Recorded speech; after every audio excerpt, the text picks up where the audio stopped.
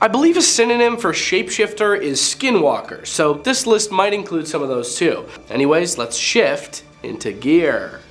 See what I did there? Number 10, Ijirok. In the Inuit religion, an Ijirok is a shapeshifting creature that is said to kidnap youngins, hide them away, and abandon them.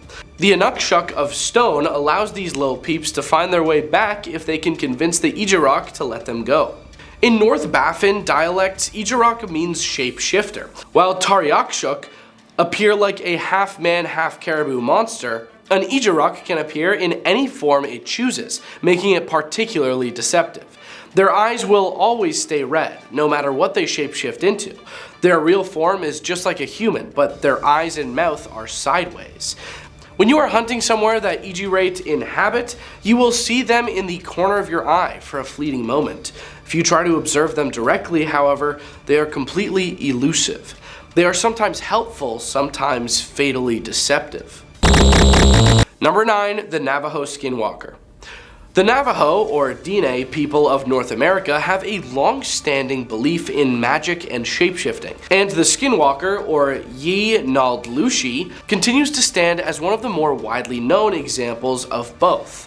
The Navajo Skinwalker is believed to wander far across the American cultural landscape. Often reduced to a mere werewolf trope, this shadowy being frequently emerges in film, TV, and even conspiracy theories. Number 8, Ancient Werewolves. You may not have thought about it until now, like me, but werewolves are really the original shapeshifters. A book written by Konstantinos and published by Llewellyn Worldwide describes many historical accounts of werewolf encounters. The publishers had this to say about the book. How does one become or end a werewolf? Where do our modern shapeshifting stories come from? Are werewolves real? The truth is much stranger than fiction. Werewolves investigates the centuries-old myths and compelling evidence surrounding these enigmatic beasts of literary fame. It explores 4 types of werewolves: involuntary, voluntary, other dimensional beings, and astral, plus Native American beliefs, ancient legends from cultures worldwide, true stories of sightings, and scientific theories. From shamanistic practices and curses to substance-induced hallucinations and serial butcher werewolves, this book will tantalize readers. It also includes authentic rituals for werewolf transformation.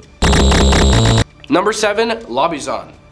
The Lobizon, as the people of South America know it, is a bit different from the Western notion of the werewolf. According to legend, the Lobizon is a type of werewolf that is most often described as being quadrupedal, but is occasionally seen walking on its hind legs. But unlike the Hollywood incarnation of the beast, El Lobizon is created not from the bite of another werewolf, but as the result of a hereditary curse. Only the 7th son, that is to say the 7th boy in an unbroken line of boys, may inherit the condition.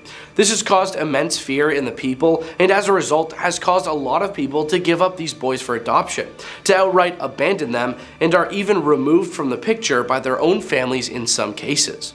And like the Hollywood version of the werewolf, the Lobizon is subject to the cycles of the moon. Every night of the full moon, at the stroke of midnight, the boy in question undergoes an agonizing transformation into a ferocious wolf. Into a ferocious wolf-like beast of great size and strength that lives to hunt. Number 6, Lobisomem. The lobisomem is a creature in the folklore of South America. In Brazil, it is usually thought to be a werewolf, but in some versions is a ball of fire, or an unusually large pig. In human form, it is said to look like a normal person, except for slightly pointed ears and yellowish pale skin. In werewolf form, it has no difference whatsoever from other cultures' descriptions. There are a variety of ways that one can become a lobisomem. 1. Being hit by a lobisomem. 1. Being bit by a lobisomem. 2. Coming into contact with a lobisomem's blood. 3. Being a family's 7th son, in which case the son can be saved by making one of his elder brothers his godfather. 4. Being the first male son of a couple with 7 daughters, in which case the first transformation takes place on said son's 13th birthday. Or 5. punishment for incest, concubinage, or a woman having intimate relations with a priest. Some say that a lobisomem transforms every day in which the moon is in its full phase. Others say that the change only occurs on Fridays with such conditions. Either way, in all versions, it transforms at night, usually attacking travelers and animals on the road. Number 5. Verkolak. The Verkolak of traditional Slavic lore were undead shapeshifters. They shared features with both vampires and werewolves. In modern Slavic languages, the word refers only to werewolves, while in Greek, vrikolakas, derived from Slavic, means vampire. The myth in its ancient form took notable influence on Stoker's horror classic Dracula. In the book, Dracula has hairy palms, a Verkolak feature, and can change into a wolf. The Verkolak use charmed wolf skins for their transformation, hence the name. In some versions of the myth, if a Verkolak sinned with a mortal woman, she gave birth to a future vampire hunter. Number 4. The CHONCHON. According to legend, the CHONCHON is the result of a magical transformation performed by a Kalku, a Mapuche sorcerer. Only the most powerful Kalkus are said to possess the knowledge to become this feared creature. To become a CHONCHON, the Kalku undergoes a voluntary transformation facilitated by an anointing with a magical cream on the throat. This cream allows for the removal of the head from the body, with the detached head becoming the CHONCHON. The CHONCHON takes the form of a human head adorned with feathers and talons. Its unusually large ears function as wings, enabling it to fly during moonless nights. It is believed that CHONCHONs possess all the magical powers of a Kalku and can only be seen by other sorcerers or individuals seeking such power. Sorcerers assume the form of the CHONCHON to engage in their malevolent activities, and this transformation grants them additional abilities, including the ability to drink the blood of the sick or sleeping. Number 3. Shapeshifting animals. Redditor Maui Rain has a wild story for us about when he and his son saw a shapeshifter. As we were driving down this road, going about 55 miles per hour, in the distance we both saw what at first we thought was a deer running in our lane of the road, coming straight at us. But within a couple seconds we realized it was not a deer, but a golden colored horse. It must have been about 250 to 300 feet away at this point. As it got about 150 feet away, it leaped upwards and morphed instantly into a giant owl right before our eyes. As soon as we saw that, my son yelled out, "WTF?" and swerved the car to the left to avoid it, and just as he did this, the owl immediately landed about 50 feet ahead of us to our right, in that little area outside the white line, like the bike path area. Now, as soon as this happened, it was almost as if a trance came over us. It affected both of us in the same ways.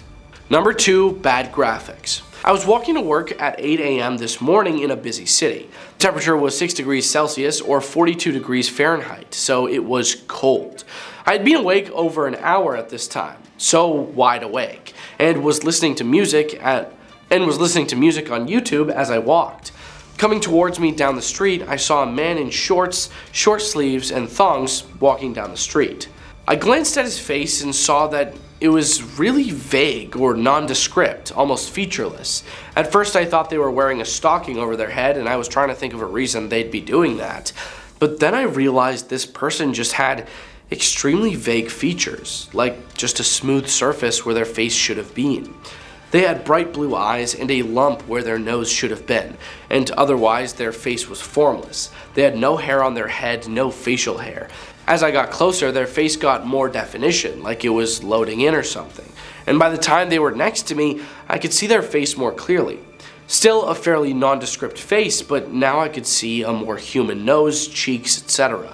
I have pretty good vision. I can make out people's features from across the street fairly well. This person had almost no face when I first saw them at a distance. It looked like they were wearing a stocking over their face. Not sure if this was a reptilian shapeshifter, and I may simply have been mistaken, but a lot about this person was extremely odd to me. Number 1. Justin Bieber. Justin Bieber apparently shapeshifted into a reptilian while greeting fans who had waited for him to arrive at Perth Airport, Australia, according to hundreds of witnesses who took to social media and were interviewed by local press after the incident. One witness, interviewed by news outlet Perth Now, said that all hell broke loose in the airport after Justin Bieber shapeshifted in front of his fans. There were girls hiding in toilets, crying. Guys were running for the exits, jumping in taxis to get out of there. Number 10. Skinwalker caught on tape. Jack Osborne, who Discovery Plus fans are accustomed to seeing hunting for ghosts and most recently Bigfoot, has taken on a new mission in his latest 2-hour special. Investigating an infamous paranormal hotspot where UFOs frequent, animal mutilation has been documented and there have been reports of alien abduction. But what Osborne ends up seeing and catching on camera goes above and beyond his wildest expectations and leaves him saying, "We came here looking for UFOs and ended up finding other things." In Jack Osborne's Night of Terror UFOs, the Portals to Hell star teams up with a couple of his actor friends, Jason Mewes and Jamie Kennedy, with the trio heading off to Utah's Uinta Basin, which is, by the way, where the notoriously creepy SKINWALKER Ranch sits. The clip is near the end of their promotional trailer for the special. It shows a skinwalker, it seems, just walking around. Number 9. That is not a deer. Two men were out cruising at night with a spotlight in search of deer, but got spooked by something otherworldly instead. The passenger with the light tells the driver to hold on, thinking he may have spotted a buck. The driver slows down and the passenger tells him to stop real quick, thinking he spots antlers just poking out at the end of the range of the beam of light. All of a sudden, a distorted humanoid figure leaps up and waves its elongated arms menacingly. Number 8. Ijirok. In the Inuit religion, an Ijirok is a shapeshifting creature that is said to kidnap youngins, hide them away, and abandon them. The Inukshuk of Stone allows these little peeps to find their way back if they can convince the Ijirok to let them go. In North Baffin dialect, Ijirok means shapeshifter. While Tariuksuk appear like a half-man, half-caribou monster, an Ijirok can appear in any form it chooses, making it particularly deceptive. Their eyes will always stay red, no matter what they shapeshift into. Their real form is just like a human, but their eyes and mouth are sideways. When you are hunting somewhere that Ijirate inhabit, you will see them in the corner of your eye for a fleeting moment. If you try to observe them directly, however, they are completely elusive. They are sometimes helpful, sometimes fatally deceptive. Number 7. Navajo Skinwalker. The Navajo, or Diné people of North America, have a long-standing belief in magic and shapeshifting, and the Skinwalker, or Yi Naldlushi, continues to stand as one of the more widely known examples of both. The Navajo Skinwalker is believed to wander far across the American cultural landscape. Often reduced to a mere werewolf trope, this shadowy being frequently emerges in film, TV, and even conspiracy theories, yet the Skinwalker's true nature belongs to the night. Number 6. Ancient werewolves. You may not have thought about it until now, like me, but werewolves are really the original shapeshifters. A book written by Konstantinos and published by Llewellyn Worldwide describes many historian accounts of werewolf encounters. The publishers had this to say about the book. How does one become or end a werewolf? Where do our modern shape-shifting stories come from? Are werewolves real? The truth is much stranger than fiction. Werewolves investigates the centuries-old myths and compelling evidence surrounding these enigmatic beasts of literary fame. It explores 4 types of werewolves: involuntary, voluntary, other dimensional beings, and astral plus Native American beliefs, ancient legends from cultures worldwide, true stories of sightings, and scientific theories. From shamanistic practices and curses to substance-induced hallucinations and serial butcher werewolves, this book will tantalize readers. It also includes authentic rituals for werewolf transformation. Number 5. Shape-shifting animals. Redditor Maui Rain has a wild story for us about when he and his son saw a shapeshifter. As we were driving down this road going about 55 miles per hour, in the distance we both saw what at first we thought was a deer running in our lane of the road, coming straight at us, but within a couple of seconds we realized it was not a deer but a golden colored horse. It must have been about 250 to 300 feet away at the point. It got closer fast as, like I said, we were traveling at about 55 miles per hour. As it got about 150 feet away, it leaped upwards and morphed instantly into a giant owl right before our eyes. The wingspan stretched past our lane in the road. Me and my son estimated it to be between 12 to 15 foot wingspan. This thing was enormous. As soon as we saw it, my son yelled out "WTF" and swerved the car to the left to avoid it, and just as he did this, the owl immediately landed about 50 feet ahead of us to our right, in that little area outside the white line, like the bike path area. Number 4, the CHONCHON. According to legend, the CHONCHON is the result of a magical transformation performed by a Calcu, a Mapuche sorcerer. Only the most powerful Calcus are said to possess the knowledge to become this feared creature. To become a CHONCHON, the Calcu undergoes a voluntary transformation facilitated by an anointing with a magical cream on the throat. This cream allows for the removal of the head from the body, with the detached head becoming the CHONCHON. The CHONCHON takes the form of a human head adorned with feathers and talons. Its unusually large ears function as wings, enabling it to fly during moonless nights. It is believed that CHONCHONs possess all the magical powers of a Calcu and can only be seen by other sorcerers or individuals seeking such power.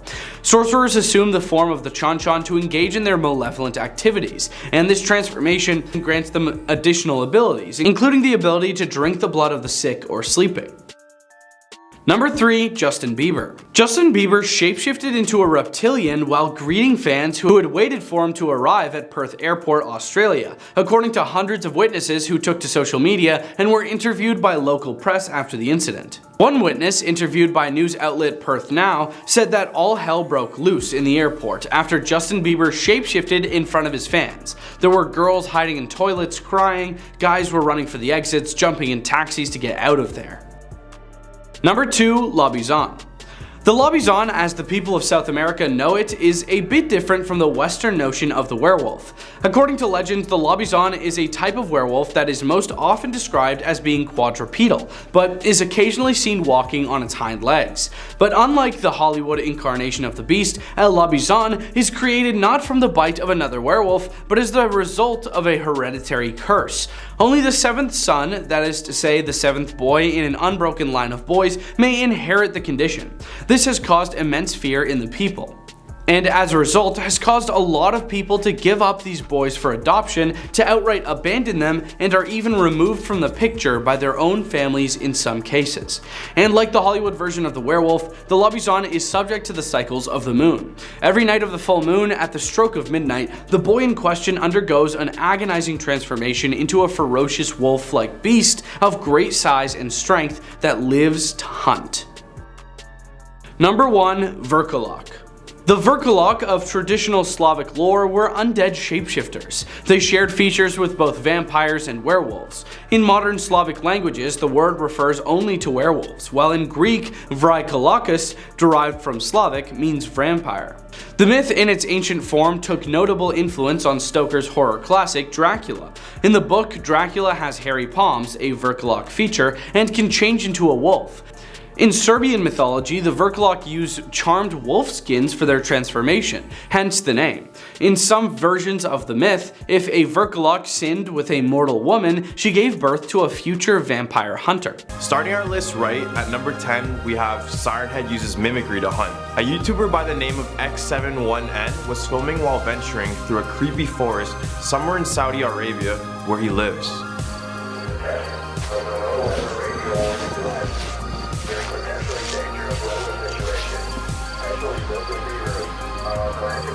You can hear a distinct North American emergency broadcast, which is fairly odd since it wasn't the native language of the area. While the YouTuber was trying to figure out what made that sound, he would spot many different patches of blood on the ground and on the rocks. This is exactly what Sirenhead wanted. He used a foreign broadcast to lure the victim, and when the victim was close, Sirenhead showcases artwork of blood to horrify the victim, causing them to panic.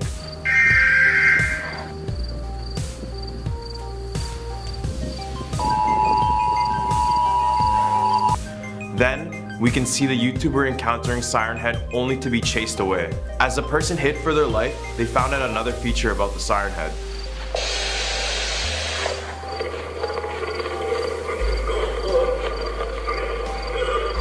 Siren Head is able to mimic the language of those near. Siren Head is shown to be speaking the native language of the area, which is Arabic, most likely to disorient and confuse the victim before taking it away with no trace. I guess you could say Siren Head is bilingual. Someone get this guy a translator job already. This is one for the history books. At number 9, we have Siren Head has always been here. Siren Head is said not to only be an entity of lore and creepypastas, but a part of our own history. Throughout North America, caves are being uncovered with ancient cave paintings resembling Siren Head. The cave drawings show an entity exactly the same as the one we know today, literally one-for-one model.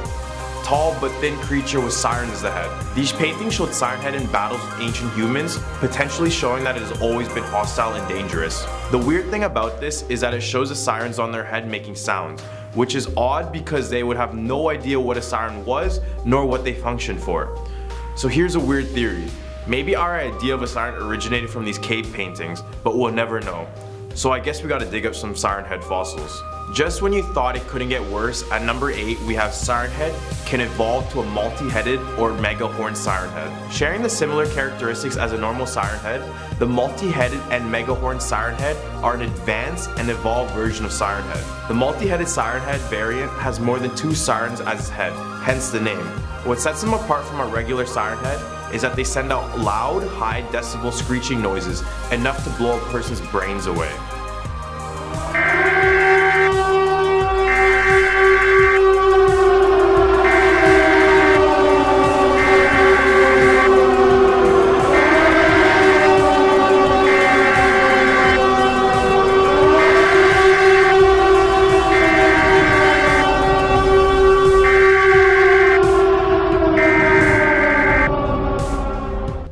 To become this variant, Siren Head would need to consume humans frequently, as they would use them to supply the flesh inside more sirens. On the other hand, the Megahorn Siren Head is known to be the destroyer of all Siren Heads. This is because this variant of the Siren Head is a result of cannibalism. So apart from hunting humans and animals, they also hunt their own. So I really don't know if that's a good thing or a bad thing. This is how a Megahorn Siren Head would sound like.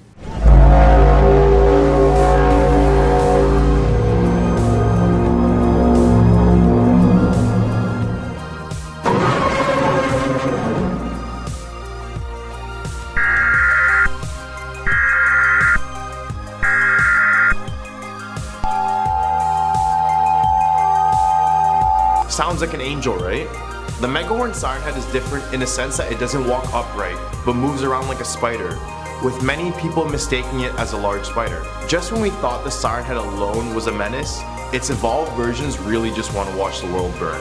Taking our number 7 spot, we have superhero abilities. If we were to just hear about some of Siren Head's powers and abilities, you would think I'm talking about all the characters in the Marvel Universe. However, this is by no means close to a superhero. More like a supervillain. Just to list a few, Siren Head has super strength, showing that he can overpower any human, with reports of breaking down trees like they are twigs. It is also very fast, and was reported to chase down cars with unimaginable speeds. Siren Head's durability is supposedly on another level, enduring countless skirmishes with humans, spears, swords, and battles with other stronger supernatural creatures. You must be thinking, is there no weakness to Siren Head? Yes, but not really. He's afraid of cartoon cats, but not like the cuddly huggy type, but more of the demonic shapeshifting type. But as we see in every superhero movie, every villain has its weaknesses.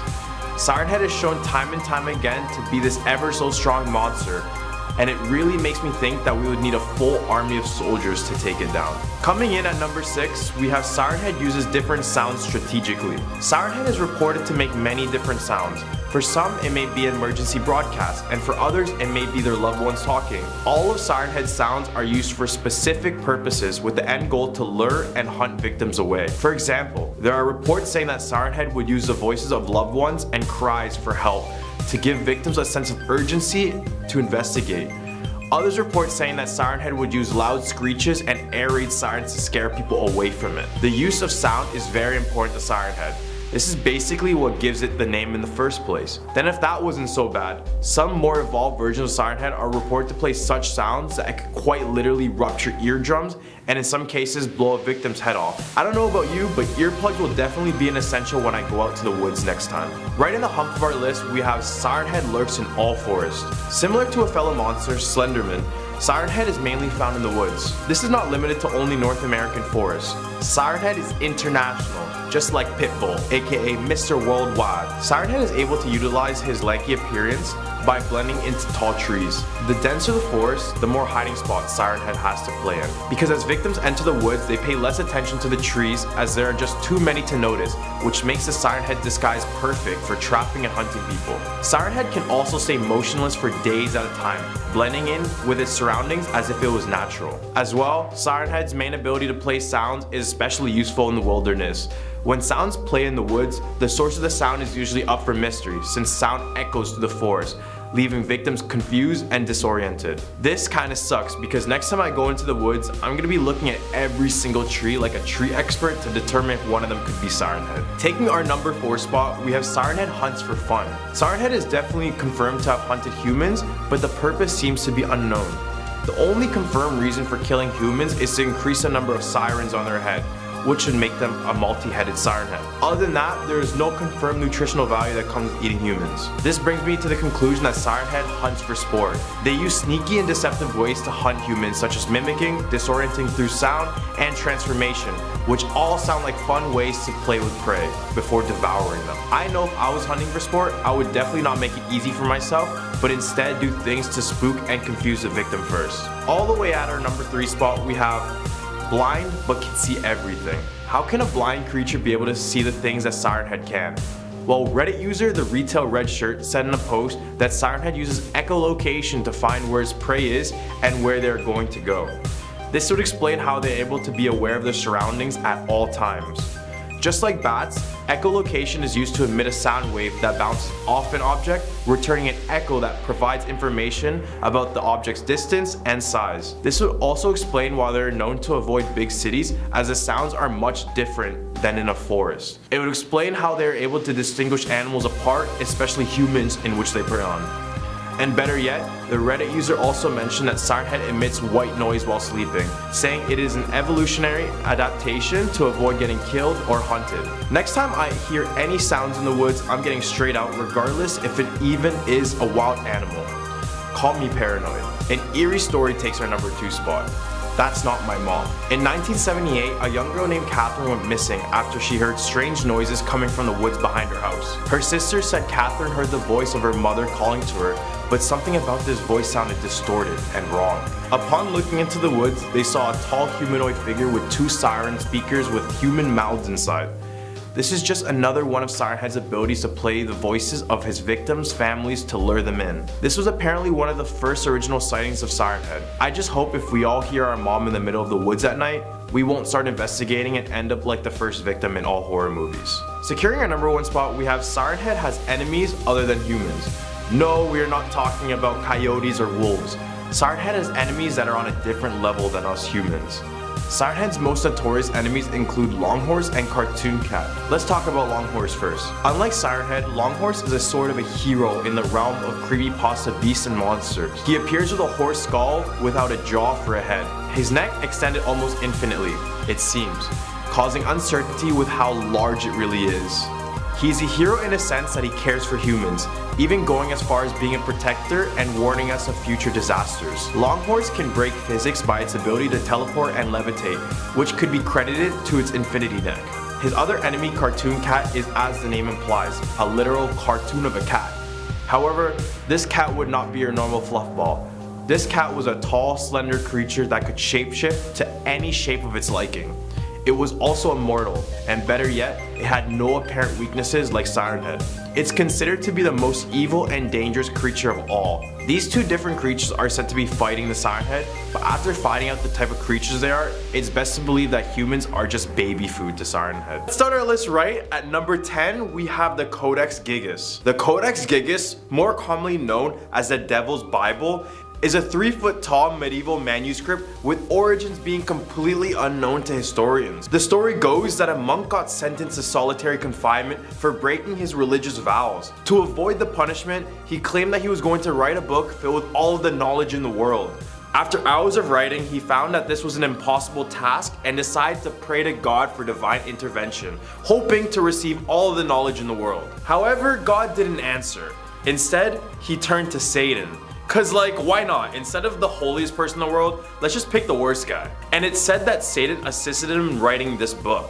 What's surprising is that Satan is believed to have written this book in a day, and based on modern research, the book showed no signs of hesitation or fatigue. A picture of the devil is also at the front, just in case you thought I was lying. Stealing our number 9 spot, we have Athenodorus. Around 50 BC, Roman writer and politician Pliny the Younger tells a story about a chained up ghost. There is a house in Athens, Greece that has a rather unfortunate past. Former residents would often report hearing sounds of metal chains, and as the sounds drew as close as they could, a ghost of an old man with a skinny appearance would appear with chains bound to his hands and his feet. After its abandonment, it would be put up for sale and bought by a philosopher named Athenodorus. Despite hearing about the horrific past, he did what anyone with a death wish would do. He bought the house. On the first night, he began to hear noises of metal clanking, similar to that of the metal chains. He tried his best to ignore, but the sound just grew louder and louder. And he began to see the exact apparition that was described to him previously. The ghost gestured to follow it and led the philosopher to a specific location in the courtyard of the house. The ghost stops and Athenodorus realizes that the ghost is suddenly trying to communicate something. The ghost then vanishes. So Athenodorus marks the spot and orders some men to dig up the area, which revealed a pile of bones with metal chains attached. He ordered a proper burial and the ghost never appeared again. Haunting the number 8 spot, we have the ghost tablet. A tablet made in Babylon around 1500 BC is supposedly the earliest known representation of a ghost. The clay tablet shows a handcuffed bearded spirit getting guided into the afterlife by a potential lover or a friend. It was originally hard to see any form of drawing on the tablet until researchers put it under a lamp which clearly illustrated the ghostly depiction. At our number 7 spot, we have Petronius' werewolf. Roman author Petronius wrote one of the earliest werewolf stories in history. The story goes that one day a man named Niceros was planning to do a nighttime trip to his girlfriend. The full moon was in full effect that night, and as he set off, a Roman soldier decided to ask if he could accompany him during the trip. Niceros would agree. However, as they kept walking, they would reach a point where the soldier needed to take a bathroom break. He would do so on a tombstone, all while taking his clothes off and putting them in a pile. Confused by his actions, Niceros began to keep a close eye on the soldier. Then, all of a sudden, the soldier shapeshifted into a wolf, disappearing into the woods. Niceros was stunned, but ended up investigating the soldier's clothes, and to his surprise, they had all turned to hard stone. This one is a little bit brutal, but a Viking blood eagle takes our number 6 spot. Vikings are known for their skill as warriors, but they're also remembered for their creative, brutal execution methods. The method, however, was so brutal that many historians believed it to be a myth, or perhaps a way to strike fear into their enemies. The unlucky man will be laid face down and tied up, and then an axe or a sword was used to cut sections of the back from the spine. The spine would be pulled out accordingly to reveal a set of quote-unquote wings. The term blood eagle refers to the part when the victim's lungs would be stretched onto the wings, all while the victim was breathing, giving the effect of fluttering wings. Right in the hunt for a list, we have Telepolemus. The story is of a man named Thrasyllus who murders his best friend Telepolemus while they're on a hunting trip together, because he fell in love with Telemopolis' wife. The spirit of Telemopolis would then appear in his wife's dreams, telling her that he was murdered by Thrasyllus, asking to be avenged. And guess what happened immediately after the murder? Thrasyllus, being the type of guy he is, asked if he could court his wife, but ended up getting hard decline due to her grieving process. This is when Telepolemus' wife sees the opportunity to avenge her husband. She decides to invite him over, and while he's over, she offers him wine laced with drugs.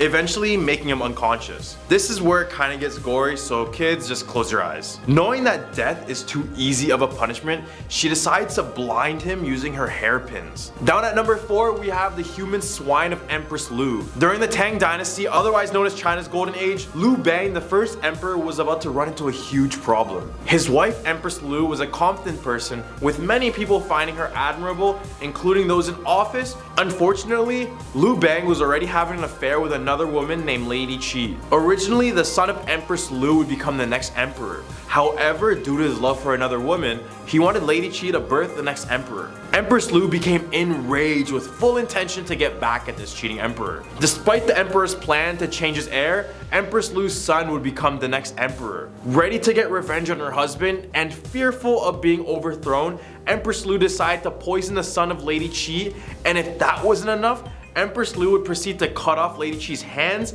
and her feet, causing her to pass away slowly. At our number 3 spot, we have the Odd Bagon Pipes. Located in Tibet, this is said to be a construction site of an alien civilization 1500 years ago. Paranormal enthusiasts call this area an out-of-place artifact, meaning that the context of its location is unusual. The Bagon Pipes are actually embedded into the mountain itself, and it's actually impossible to do this with even modern technology. On top of the mound, it's a pyramid-shaped outcropping, and if you enter the salt caves below, you would find the Bagon Pipes also embedded in the caves as well as in the mountains. This one could be the death of all of us, but at number 2 we have the Nine-Tailed Fox. Legend says that the Nine-Tailed Fox would often appear throughout different points of ancient history in the form of various women, but after a long hiatus, it would reappear for the final time in Japan by the name of Tamamomo no Mei. This disguised woman would be the most favored courtesan of Emperor Toba. The Nine-Tailed Fox would disguise as a very beautiful and intelligent woman, but would also be a master hypnotist and a manipulator. Her doom came after her intentions to take over Japan and kill the emperor. She would instead be defeated, and her spirit was said to be trapped in a boulder called Seshuoseki, or the Killing Stone. Taking our number 1 spot, we have the Black Sarcophagus.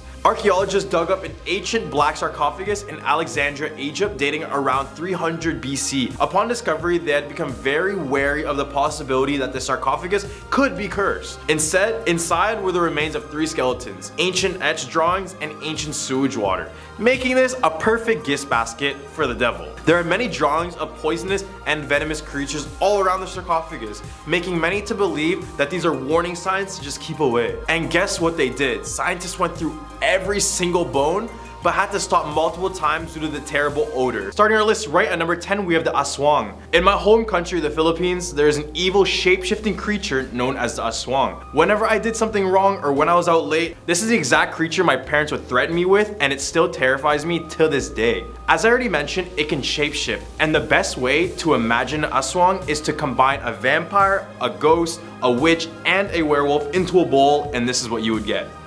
Freaky enough, they are very similar to humans. They basically experience all the same range of emotions such as sadness, happiness, humiliation, and the list goes on. The only difference that sets us apart from aswangs is that they have a tendency to be bloodthirsty creatures. It's said that the aswangs eat the hearts and livers of unborn fetuses and young children. They attack by using their proboscis, which extends from their mouth and reaches into a mother's womb to suck out a meal while the women are asleep. I know, it's pretty gross. Oh yeah, I almost forgot to mention that they can obviously fly, but they only appear to fly without their lower half of the body. This is because they are able to leave behind half of its torso when it transforms to have less weight to carry as they fly. So next time you're in the Philippines, let me know if you catch one, unless they catch you first. At our number 9 spot, we have Nalusa Falaya. The name Nalusa Falaya means long black being, and like many creepy Native American urban legends about creatures lurking in the forest, he's a quite tall and gangly shadow man. He also has very long pointed ears and small eyes, and just like a Wendigo, he's known to possess humans caught lacking in the woods. Nalusa Falaya is also a cautionary tale for young children to keep them from staying out past dark. One Choctaw member reported a story of 2 boys. The boys were warned not to enter the forbidden forest, especially after dark, but they started to do it anyways. Sounds like teenagers. While they're walking in the forest path, they encounter an 8-foot tall shadow being. Just when you thought that would make you stop from your path and just walk back, one of the boys decides to keep moving forward. The being then tries to reach out and grab one of the boys, but the boys evade and manage to run, but as they are running away, they see the figure behind every single tree they pass. Eventually, the boys were heard screaming from townsfolk, but as they waited for the boys, no one showed up. All the way at our number 8 spot, we have red caps. Red caps originated in the England-Scotland border, and they are said to linger around ruined castles. They appear as goblins or dwarfs and are the size of standard garden gnomes, so around 3 to 4 feet tall. Vicious and cruel, red caps are insane serial killers who thrived on others' pain and dipped their caps in the blood of those that passed away. They are no silent assassin. Red caps will make their presence known and will try to intimidate you in order to satisfy their bloody impulses. There's even a rhyme about them that says, quote, "Beware the wicked red cap, he'd love to see you dead, he'll take all of your blood and wear it on his head." I mean, as long as you're not going into abandoned castles, you'll be fine. Coming to something with the Black Annis. The Black Annis is a horrifying blue-faced witch / boogeyman from English folklore, specifically Leicestershire folklore. This creature has a home in a dark cave somewhere in Danes Hills, so if you live around the area, good luck. Black Annis loves the taste of human flesh, and just like the Aswang on this list, she prefers to consume young children. The way she hunts is by hiding on the top of a tree and unsuspectingly plunges down on its victims, and if that wasn't terrifying enough, she also climbs into houses like she's Santa Claus. Except instead of gifts, you'll be served with a house covered in blood. Coming at number 6, we have the Wendigo. This one is pretty much known to North Americans, but is still one of the most terrifying humanoids to possibly exist. The Wendigo is said to be a very rare demon. They are described as strong monsters that have a powerful desire to eat and kill their victims, which are humans. The legend states that a Wendigo can possess you and turn you into one itself if the person is greedy or weak and wandering the woods alone at night. There are multiple myths talking about what the Wendigos look like, but majority of them describe them to look like an animal but very tall with a skull as a head, long legs, and their whole body covered in hair and drenched in blood. They are said to be very, very fast with strength like no other, also along with super hearing and amazing sense of smell, and are said to walk on water. Right in the hunt for our list, we have Teke Teke. Teke Teke is about a story of a woman named Kashima Raiku who lived in the city of Hokkaido, Japan. One night as she was waiting on the Meishin Expressway station until she was beaten by a group of men that would leave her there on the floor barely conscious. With her little strength, Raiku would frantically call out for help, but since it was so late at night, there was nobody around. After coming to the realization that no one was going to help, she began crawling her way back home. As she was crawling, she later noticed that she was on a train track and got struck by an oncoming train. The train ended up severing her body in half. Legend says she is still crawling with only half of her body while making the sounds of Teke Teke. If you hear those sounds, don't go near, don't be a hero, just leave, and I promise you'll feel better about yourself. All the way down on our number 4 spot, we have the Banshee. The Banshee derives from Irish and Celtic folklore, but if you've seen them on a popular TV show or movie, they are not an accurate representation of what a Banshee truly is. They like to present her as a sort of evil villain or demon, but when in reality, her purpose is sadness and spreading it everywhere. A lot of the beliefs of Banshees originate from Celtic and Irish traditions of keening. The tradition was for a woman who was paid, of course, but she would cry, scream, and lament over the body of a deceased person. It's said that the tradition was practiced into the afterlife as well. So the Banshee is basically a female spirit who announces or warns the family of an impending doom, specifically if someone will be passing away soon. So if you hear a woman crying her eyes out, beware for the bad luck that may follow after it. Coming at number 3 spot, we have the Nuclevi. The Nuclevi is a creature from the Orkney Islands and is considered a Scottish monster of Scandinavian and Celtic mythology. The Nuclevi enjoys inflicting pain, tainting crops, and driving people from their homes. It appears as a horse with a torso of a human man upon his back. Standing 9 feet tall with long drapey arms attached to the rider, it looks as though it had been skinned alive with only the muscles being exposed. It was known as the creature of the sea that had come onto land just to wreak havoc. Its breath alone caused crops to wilt and even sickened cattle with multiple diseases and illnesses. At our number 2 spot, we have sirens. Originating from Greek mythology, sirens are creatures with enchanting musical voices that lure sailors and unsuspecting people to their doom. They were in fact the daughters of the river god Achilles and a muse. Sometimes they're depicted as something similar to mermaids, but in more classic depictions they had wings. The wings were given to them by Zeus's daughter Persephone after Hades kidnapped her and took her to the underworld. She gave the sirens wings to help locate her. In the oceans, however, the sirens would sing a song so beautiful that it would lure any kind of man to jump off the boat and swim until the sirens would pull them under or they just drowned. Taking our number 1 spot on this list, we have the Jikaniki. Be careful when you're too greedy or selfish because one day you might turn into this Japanese mythical creature known as a Jikaniki. A Jikaniki is a human-eating ghost, specifically it feeds on deceased humans. They are the spirits of selfish, greedy people who, after their passing, have their soul cursed for eternity. If a human were to spot one, they would be frozen in fear. I mean, look at them. They had long claws, glowing eyes, and sores all around their body. During the day, they can even disguise themselves amongst humans and even try to live a normal life, but in the end of the day, their human cravings take over and they end up being bloodthirsty beasts.